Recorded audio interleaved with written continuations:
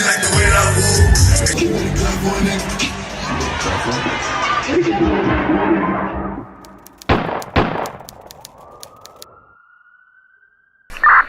it's 5238. I need an ambulance right now.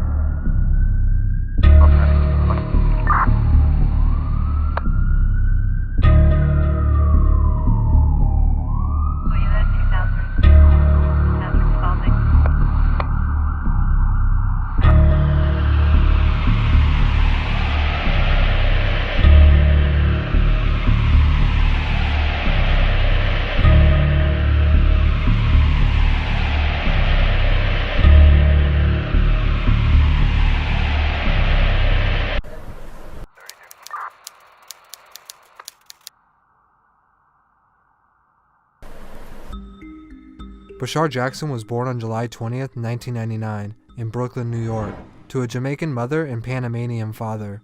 He gained a taste for music early on as his mother sang in the choir and his father played conga drums. He stated where he's from, there's only 3 options of making it out: become a rapper, a ball player, or a drug dealer. It just so happened he would experience all 3 of these. In middle school, he would be expelled from school for bringing a gun in his backpack, marking the beginning of the rough teenage years which would inevitably lead him to joining the Crips and Woos. But this doesn't mean he didn't try sports as a way out first though. When he was 15, he got a scholarship to Rocktop Academy in Philly, but was forced to leave his hoop dreams after a doctor's visit showed he had a heart murmur. In his own words, "You like nice things, you gotta do things to get nice things." He would return to the streets once again where he had his first taste of the finer things in life. By the age of 16, he had made enough money to buy himself a 5 Series BMW. Even though this was years later, he eventually was charged for bringing the weapon to school and placed on 2 years probation and house arrest. This forced him to focus on school. He says this is the only reason why he graduated. One night when he was hanging out with his friends, they all decided to go to a music studio, where his acquaintance Jay Guapo was recording that night. After a few hours of Jay Guapo recording, he ended up falling asleep in the studio. With the studio time already being paid, he decided to hop on the microphone. Having never rapped seriously before, he went to YouTube and pulled up beats. He recorded Money, Power, Respect that night, and the very next day everyone on his block was showing love to his song. He knew then he might have a chance of making it out of the streets. With his whole hood behind him, he knew he needed to drop some more music. He went back to YouTube wanting more beats from the same person. The producer's name was 808 Mellow, and he was actually a UK drill producer. He continued to take beats from 808 Mellow's YouTube and recorded a few songs, each one getting more popular. Said, let me go back to his page. Yeah. See what else he got. And I just kept going to his page, He decided to go with the name Pop Smoke. His grandma would call him Papa when he was little, but his friends would shorten that to just Pop, and the smoke part was part of his street name.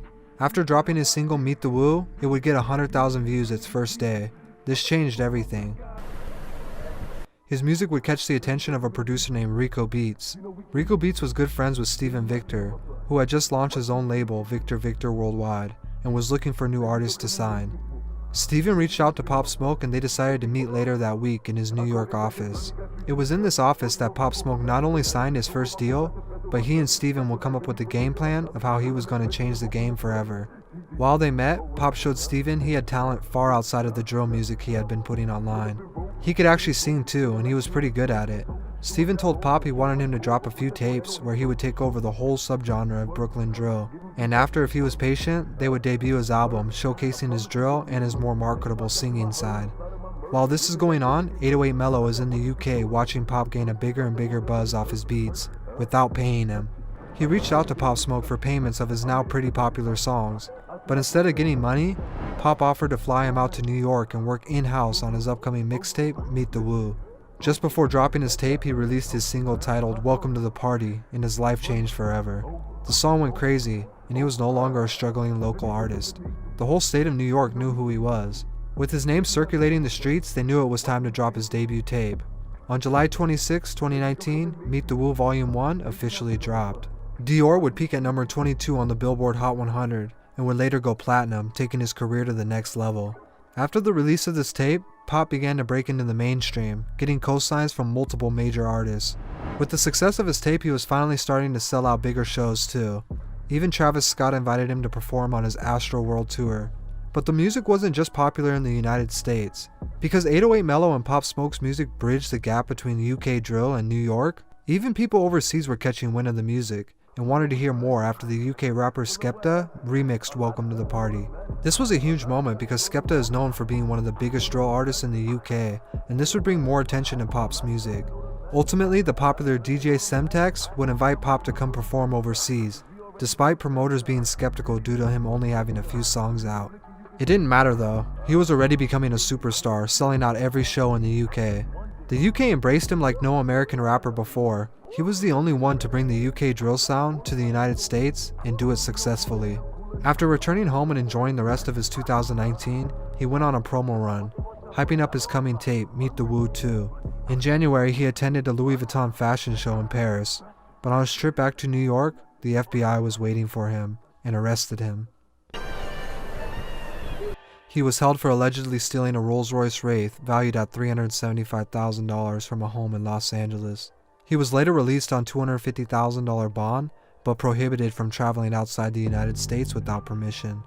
This led to 50 Cent, who had been watching Pop from a distance, to call a meeting with Pop and Steven.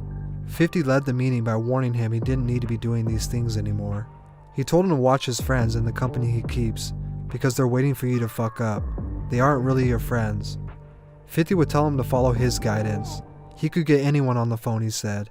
He could get him in movies, TV shows, but if you continue down that path, you're gonna end up dead or in jail. This conversation changed the way Pop Smoke looked at everything. He realized he didn't need to do that street stuff anymore. He could really make a living off music. On February 7, 2020, he dropped Meet the Woo Volume 2, and it debuted at number 7, giving him his very first top 10 with less than 1 year in the game. Everything was going unbelievably well for him. Him and his entourage booked an expensive Airbnb and a flight to Los Angeles to celebrate. He was partying and going on shopping sprees, and uploaded multiple photos and videos online. One of the videos uploaded accidentally included the address he and his friends were staying at. This would catch the attention of 4 members from Hoover, who would break into the house on February 19th and shoot him multiple times and attempt to rob him. Initially, speculation that it was an inside job from one of Pop's friends circulated, or that the owner of the Rolls-Royce he had stolen was responsible, but these theories were quickly debunked. Friends and neighbors were interviewed, but very little information was given out, quickly leaving his family and fans to believe the killers may actually get away with this. Steven Victor took to social media to let everyone know that justice will be served. He was right, and in July 2020, the LAPD arrested 5 suspects for Pop Smoke's murder. The LAPD went public, letting everyone know they had to solve this the old-fashioned way, going door to door asking neighbors of the suspects if they had heard anything. Ultimately, footage from nearby houses and businesses traced the killers back to Hoover Street. It's still believed that the leaked address on social media was the motive behind the robbery gone wrong. Meanwhile, the investigation was going on.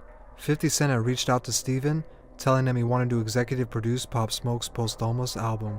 Steven, who had stated he didn't want to put any of Pop's music out due to being sad just hearing his voice, ended up allowing 50 Cent to help create a project Pop would have been proud of, so his family could benefit from it.